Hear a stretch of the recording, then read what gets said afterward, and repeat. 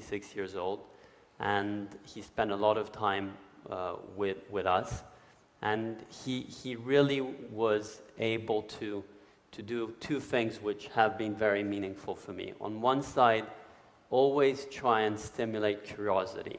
And the way he would do that was always asking questions of what we'd think. And it's quite rare that children get asked what they think. And in any different situation, if we go to a museum or if we'd meet someone, or if he'd always be interested and that stimulation of curiosity. And the second thing is responsibility. Since very young, he really would want us to make choices. And choices could be like, he liked to watch movies, had a very, very short attention span. So if the movie wasn't good, 5 minutes, it was gone. If you'd like go half the way to the movie, that was success. And so we always had to choose the movie he would see. And so going from those small responsibilities to bigger responsibilities, like taking care of something that he thought was important, or a guest that he had. And that trust in us and that sense of responsibility are things that stayed very much with me. And I know you also had incredible grandparents and an incredible grandfather. And what stays as of today from him, from what he taught you? Well, you're right. This is something we have in common. My mother had me when she was very young. She had just turned 17 years old. She was still in high school in Albuquerque, New Mexico. In fact, they tried to kick her out of high school for being pregnant, and my grandfather said, no, you can't kick her out. It's a public school. She gets to finish high school. So anyway, there she was, pregnant with me in high school and finishing in her whole senior year after I was born. And because she was so young, my grandparents took me every summer so that she could have, some other kind of life for a few months. Not only she was, when you are a very, very young mother, you grow up very fast. And so every summer, from the age of 3 or 4 until I was about 16, I went and spent with my grandparents on their ranch in South Texas. And my grandfather, at that point, so I only knew him as a rancher. He had done a bunch of things in his life, but at that point he was a rancher. And he did, and this is quite common, I think, in rural areas, that people do everything themselves. He did his own veterinary work, he repaired everything. He had this D6 Caterpillar bulldozer that he'd bought for like $5,000 because it was completely broken down. And we spent an entire summer fixing it. And to get the transmission out of the thing, we had to build our own crane. And so he had an incredible resourcefulness to him. He believed he could solve any problem. And I sort of watched him, his veterinary work on the cattle. He would make his own needles. He would get a little piece of wire and heat it up with a blowtorch and pound it flat and then sharpen it and drill a little hole through it. Some of the cattle even survived. And I remember a very meaningful lesson that he gave you when you were in the car with your grandmother who used to smoke. Oh yes, that was a very formative moment for me. And I thought I was a very smart little kid. I was very confident. And I'm only at this point maybe 10 years old. And this was, this would have been 1974. And there were a lot of radio commercials on the car radio about how smoking cigarettes kills you. This was 10 years after the U.S. Surgeon General's warning, and it was still like there was big campaigns to get people to stop smoking. And one of these radio commercials said, every puff on a cigarette takes 2 minutes off of your life. And my grandmother was a chain smoker. She smoked all day long, and so always when we were in the car, she would have the window down, and she'd be smoking the whole time. And I hated this. I thought it smelled bad, and I didn't like it. And I was listening to these radio commercials, and so I decided I would calculate how many years of her life she had taken off. If every puff is 2 minutes, and I did some estimating, and I stood up in the back of the car and I proudly announced that she had taken, I don't remember what the number was, let's say 7 years off of her life. And I thought in my 10-year-old brain that they were going to congratulate me for being so clever. And instead, she burst into tears. And I was taken aback. And my grandfather pulled the car over on the side of the road. And he had never said one harsh word to me, by the way. In our entire relationship, he never did say a harsh word to me, by the way. And so he pulled me around. He took me out of the car and took me out to the back side of the car. She's still in the front seat, tears coming down her cheeks. And he said to me, I had no idea what he was going to say. And he said to me, Jeff, one day you'll understand that it's harder to be kind than it is to be clever.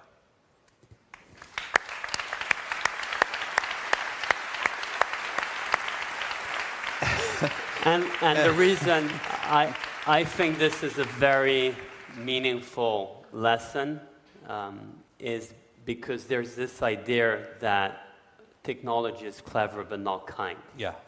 And in some ways, it's a choice. Mm-hmm. And technology is just a tool that one can use. That's right. And you need to be clever to make technology, but you can be kind in applying it. Yeah. And I do think that for most of all, you should also feel very at ease, not only in being clever, but equally being kind in what you do. Yeah. And the demonstration of what you've built and what Amazon is doing, and in similar ways, different conversations over the years we've had of this idea that business is a harsh environment, there's a very important humane side of it. Yes. And then what we do is really we put technology and cleverness to the service of others. Mm-hmm. And you can do that in a way which is kind and valuable. Yes. And I think long-term thinking squares these things. So whenever you're in a situation where it seems that short-termly you're doing a business deal with someone, and if you think you're never going to deal with them again, then maybe you would come to a certain answer. But if you realize, I'm probably going to deal with this person for the rest of my life in one way or another, you come to a different answer. And so long-term thinking, whether it's with your customers or your business partners, or even with family members and loved ones, thinking about, okay, what do I want this to be like, not just right now, but 5 years from now, 10 years from now, 20 years from now. So, in retail, I would always rather lose a sale than lose a customer. And you're thinking long term. And shareholders and customers and the business, everyone is aligned if you think out 10 or 20 years. And that is also important in moments like the ones we're living, where there's a lot of uncertainty, a lot of angst. If you just get devoured by now, you'll lose the optimism for tomorrow. And I do feel that if you do look at long term, and if you think on decades rather than months, yes, what matters today is important for 10 years. Yes. And if you have that idea that 10 years things will be better and that we will have made progress, it helps today, and it does relieve a lot of angst. It also helps you decide what to focus on. So if, in a world that's rapidly changing, and because of AI and all the technologies we have and the dynamism in the world, so many things are changing, and they're changing so rapidly. So if you think long term, it forces you to think, what are the points of stability? What is not going to change? And one of the things that changes very slowly is customer needs. And so you can build a strategy around customer needs that will have durability. It will be durable in time. So an example, Amazon is that customers like fast deliveries. And so you would never expect 10 years from now, it would be impossible to imagine a customer saying, I love Amazon, I just wish you delivered a little more slowly. Or I love Amazon, I just wish your prices were a little higher. At Blue Origin, I love your rockets, but I just wish they were a little less reliable. And so these ideas, these big ideas that are customer-based, they start with the customer. It's an idea that is in the customer's brain. Those are the ones, because human nature doesn't change rapidly. And so what we as customers want tends to change slowly.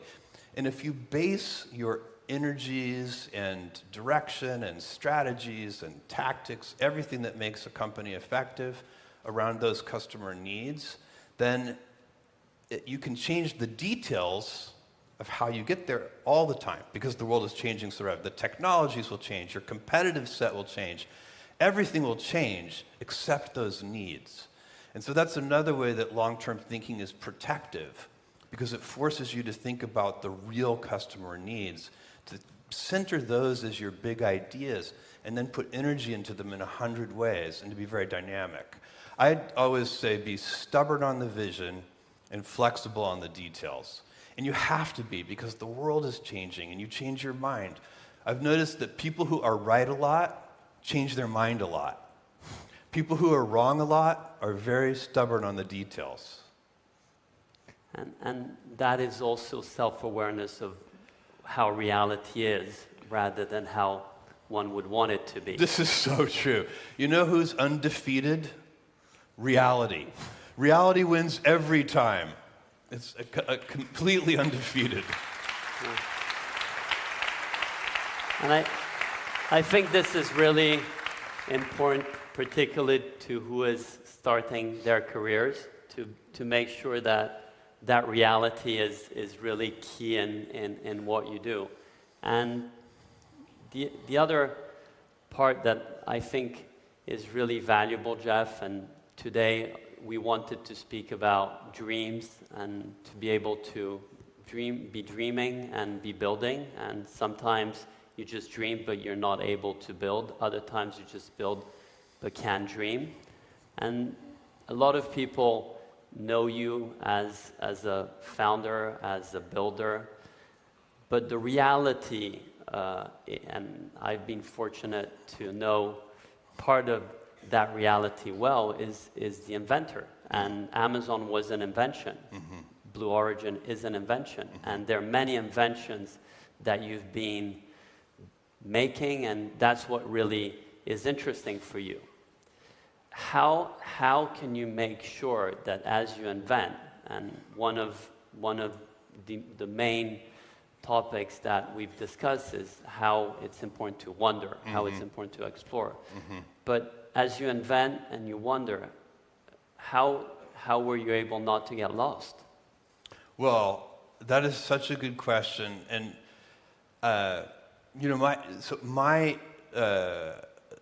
really my best thing, my favorite thing, is to be with a small group of people with a big whiteboard in front of me and inventing. I am an inventor. This is my fundamental nature. And I remember one time, we had an executive at Amazon for many, many years, a guy named Jeff Wilke, who was instrumental in the success of the company. We've been gifted with a large number of fantastic executives, including Diego Piacentini, who I think might be in the audience somewhere. And thank you, Diego. Diego's contributions to Amazon are legendary. And to Vento too. So thank you, Diego. And so one day in the early days, because I literally put me in front of a whiteboard and I can come up with 100 ideas in half an hour. And early in Amazon's history, Jeff Wilke came to me one day. He worked for Amazon for a quarter of a century, but this is when he probably knew me only for a year. And he said, Jeff, you have enough ideas to destroy Amazon. And this was such a shocking idea for me. As a founder, I had the great luxury of always being able to hire my tutors They would hire these experienced senior executives, brilliant people like Diego and Jeff Wilkie, and there were several others too. And I would listen to them, and they would teach me. And Jeff said, you have enough ideas per minute, per day, per week to destroy Amazon. I was like, what do you mean? He's like, you have to release the work at the right rate that the organization can accept it. And he was a manufacturing expert, and so his view of the world was every time I released an idea, I was creating a backlog, a queue, work in process. And because it was just stacking up, it was adding no value, and in fact, it was creating distraction. And so he said, look, you have to figure out when to release these new ideas at a rate that the organization can accept them. And this sounds so obvious, but it was not obvious at the time to me. And this was a profound insight for me. And so I started prioritizing the ideas better, keeping lists of them, keeping them to myself until the organization was ready for the ideas. And then I also started figuring out, how can I build an organization that can be ready for more ideas? That's about having the right senior team and the right leadership and getting those people the executive bandwidth so that they could do more ideas per unit time. And so, and that is what we built. We built a company that's very good at inventing and doing more than one thing at a time. And you do want to build, as the company gets bigger, you do want to be able to do more than one thing at a time. But that idea of releasing the work was very profound for me. And it made us operationally more effective while still being inventive. And you think you're a better inventor on the back of that? So the actual inventions that... Probably, because it also forces you, if you are releasing the ideas through time, it forces you to prioritize them better. You end up sharpening the ideas better. And so, yeah, it probably does. But you have to wander. Thank you. Wandering, just one more thing on wandering. Wandering is so important because wandering is a kind of humility. So sometimes when people think about, how much should I wander? Wandering sounds so inefficient. But the only way to go straight to your destination is if you know where you're going. And sometimes you know where you're going, but sometimes you don't. And so wandering is that acknowledgement that in life and in business and in exploration and in invention, in building a company, a lot of the time you can see the mountaintop, but you can't see the trail. And you have to explore, and you have to wander. It may feel very inefficient, but it's actually very valuable. And it's really a recognition, it's a humility that you don't know where you're going. But inventing...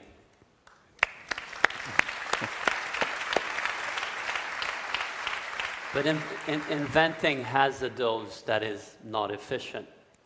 And it does require time to get ideas, to learn. Yes. To dream. Yes. On the other hand, you need to be efficient once you start building that. That's right. And iterate. These are different things for different times. Sometimes when you know where you're going, yes, you should be very efficient. So how to put it in harmony and not balancing? And I know you don't like to balance. Right. And so how can you put in harmony the dream side and the build side? And by the way, just to fill that out a little, I don't love the word balance because it implies a trade-off. Like I've often had people ask me, how do you deal with work-life balance? And I'll say, I like work-life harmony because if you're happy at home, you'll be better at work. If you're better at work, you'll be better at home. These things go together. No trade-off. It's not a strict trade-off. And it's true, I think, for exploration, but also determined execution. You just need to do both, and they actually do feed each other. It's the things that come out of the execution gives you new data, new ideas about what the next step should be in your exploration. So the two things don't work against each other. They work together. And how...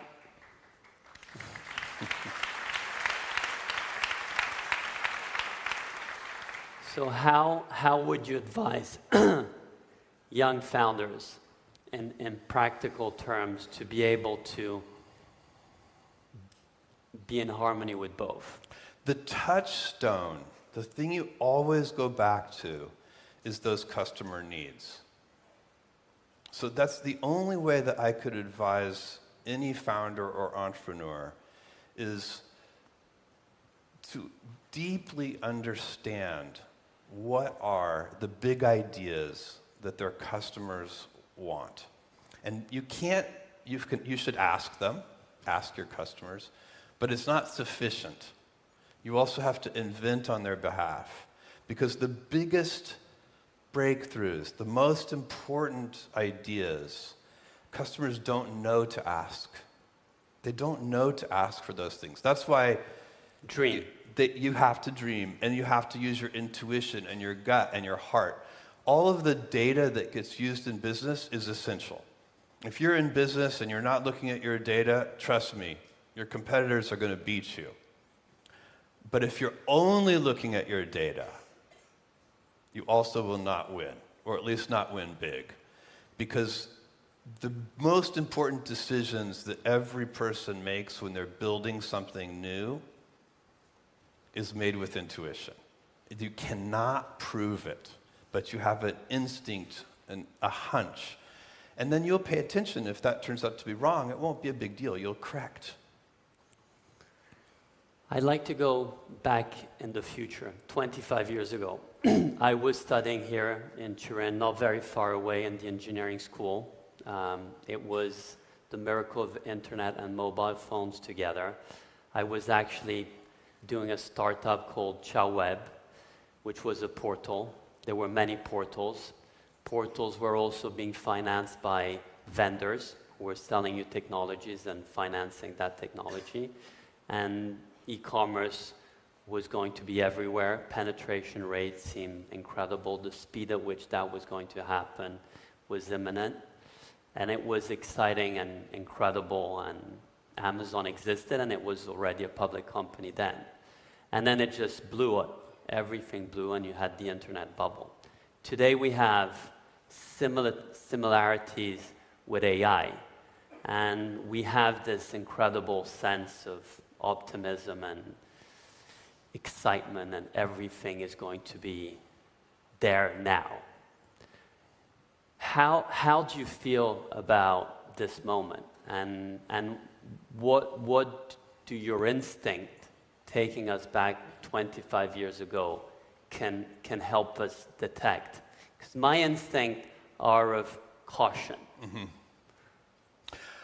Well, okay, so to take you back in time, in the year 2000, when the internet bubble burst, Amazon's stock, in a very short period of time, went from $113 a share to $6 a share. And by the way, it's split many times since then. I don't know, 20 for 1 or maybe even more. I don't have the number. But so these prices have nothing to do with today's stock prices. But to go from 113 to 6 in a short period of time was very concerning. And shareholders were upset, employees were nervous. We had all of our employee base, their parents were all calling our employees and saying, "Are you okay?" You know, this was the environment of great nervousness. But I looked at the numbers in the business, and every month, as the stock price went from 113 to 6, a number of customers went up every month. Our gross profits went up every month. Our operating expense, we were still in a loss position, but our losses as a percentage of sales went down every month. Every single business metric, new customers, customer repeat purchases, everything that we were monitoring through that entire period kept getting better. And so that's one observation about bubbles in general. The fundamentals can be disconnected, the fundamentals of the business. And of course, as entrepreneurs, You're focused on the fundamentals of the business. The stock price is an output, an ultimate output that you actually have very little control over. Benjamin Graham, the great investor, is famous for saying, in the short term, the stock market is a voting machine. In the long term, it's a weighing machine. And so as founders and entrepreneurs and business people, our job is to build a heavy company. We want to build a company that when it is weighed, it is a very heavy company. We do not want to focus on the stock price. And so that is, that will be misleading because it can be disconnected from the fundamentals.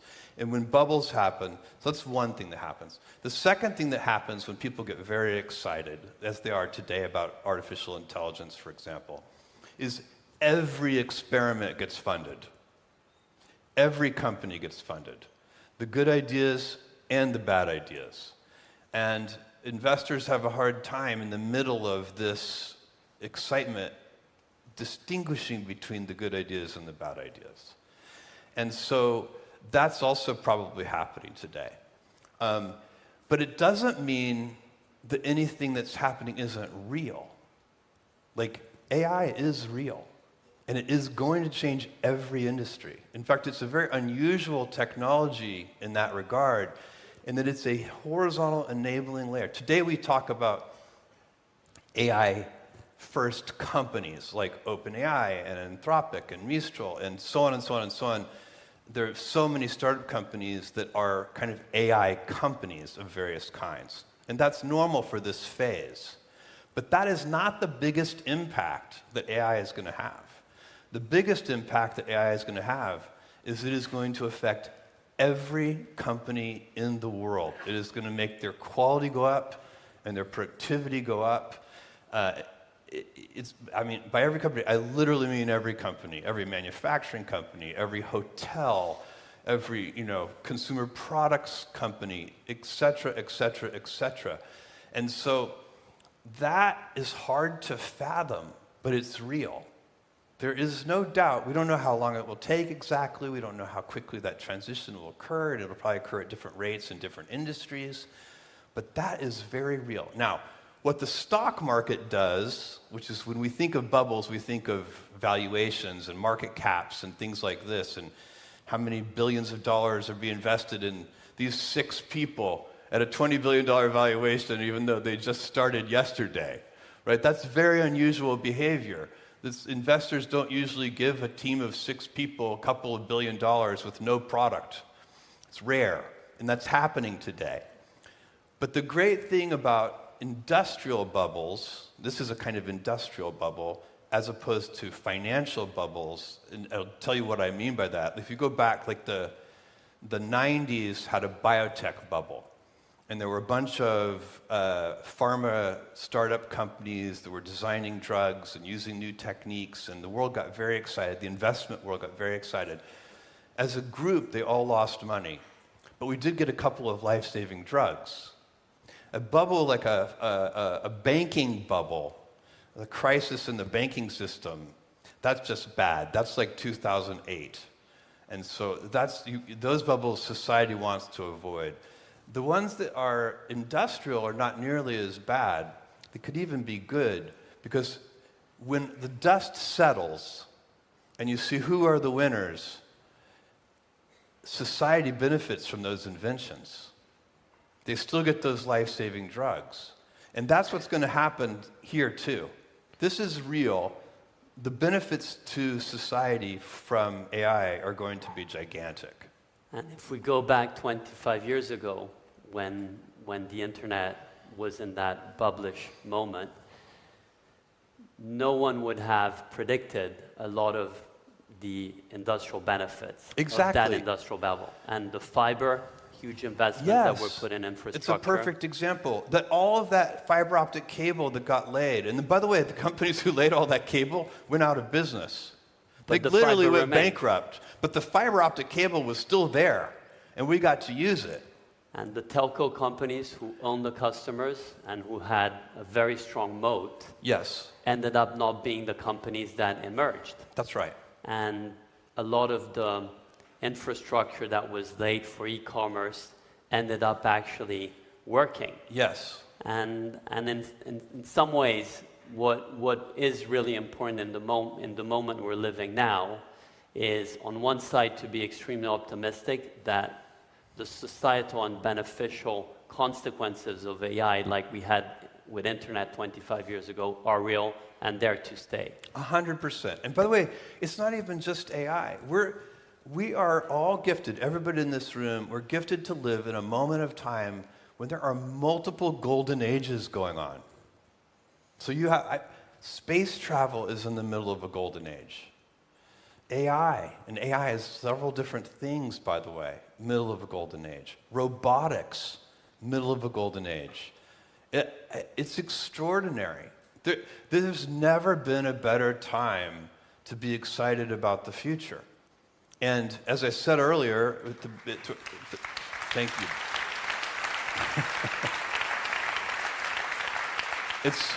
This rapid rate of change is fantastic for entrepreneurs.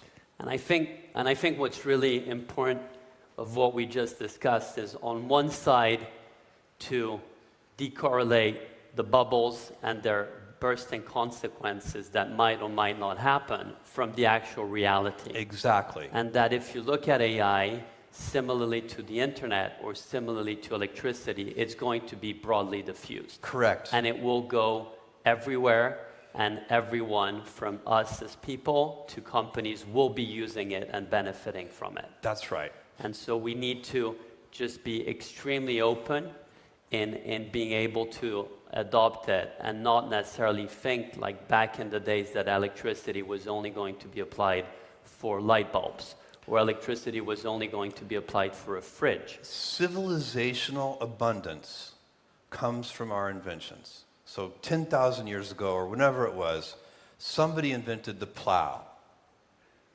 and we all got richer. And that's what happens. One step at a time, we build tools, and the tools increase. I'm talking about all of civilization. These tools increase our abundance.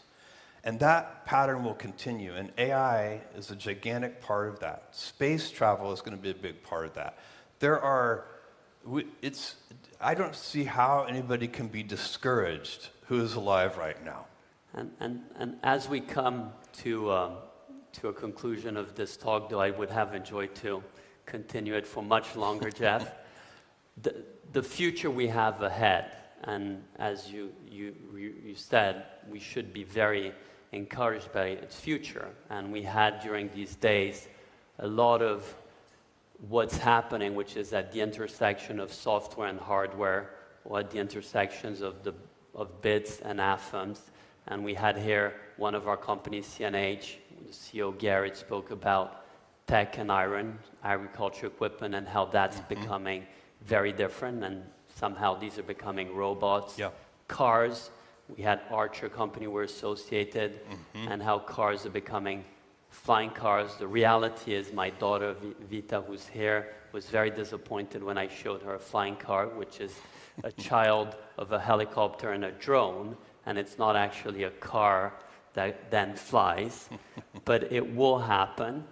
And healthcare, which is a sector where we've been spending a lot of time and looking at machines that Philips do, where surgery is going to become more and more precise and more clever thanks to this combination.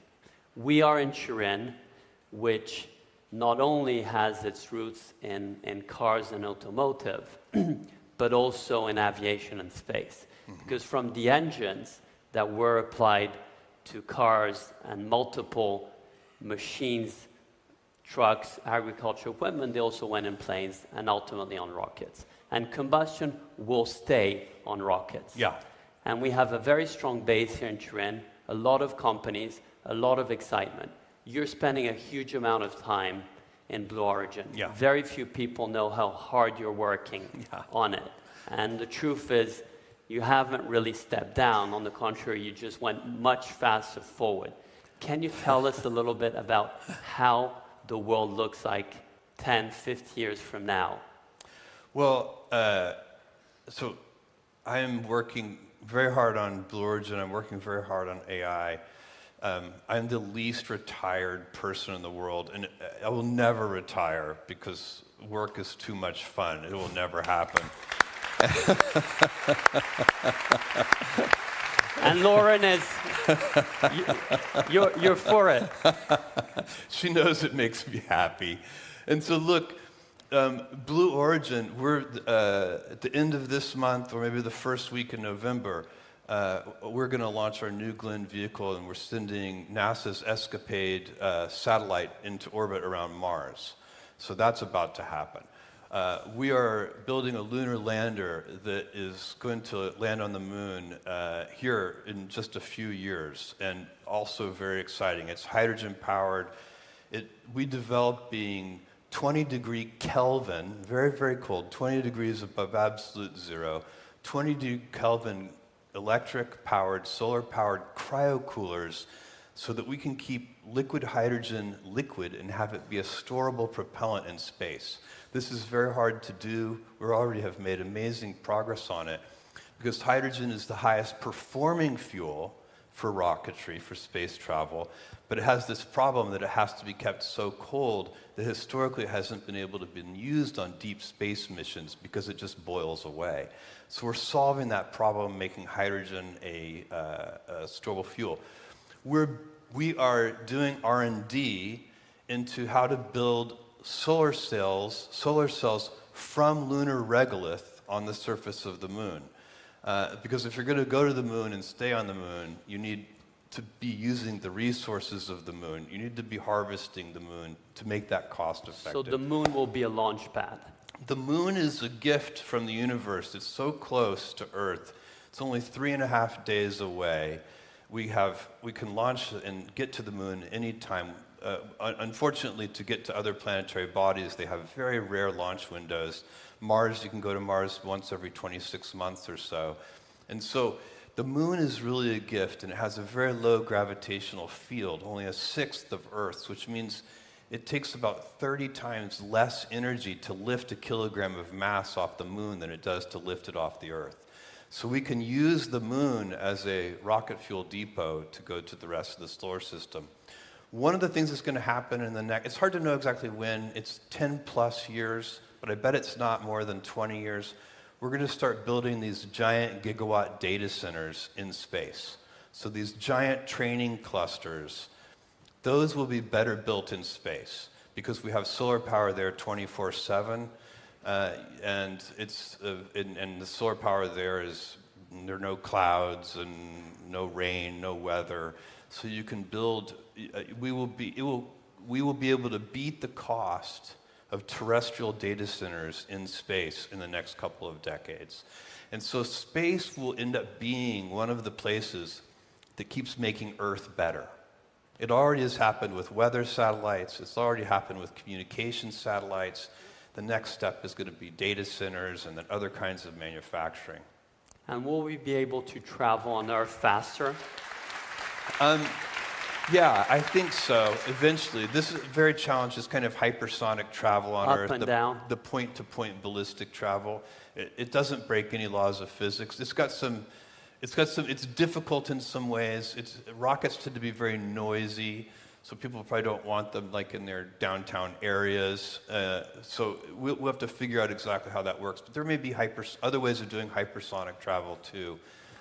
So I do think that will happen. And living in space, when do you think we'll be living in space? Well, I believe we'll have in the next kind of couple of decades, I believe there will be millions of people living in space. That's how fast this is going to accelerate. It's interesting too because they'll mostly be living there because they want to. Our robotic technology is getting so good. We don't need people to live in space. Anything that we need done, if you need to do some work on the surface of the moon or anywhere else, we will be able to send robots to do that work. And that will be much more cost effective than sending humans. And if you were to advise a movie or a book of sci-fi that's, in your view, more truth to what we expect, what would that be? And I'm asking because I know you love sci-fi, and I I've been love so sci-fi. disappointed myself of seeing how you always read and see these movies and it never happens. I've read so much science fiction, just starting in that little town in South Texas where I spent my summers with my grandfather. Someone had donated his science fiction collection to the local library, which is this town of only 3,000 people. And over the course of a few summers, I read my way through that, all the classics, Asimov and Heinlein and so on.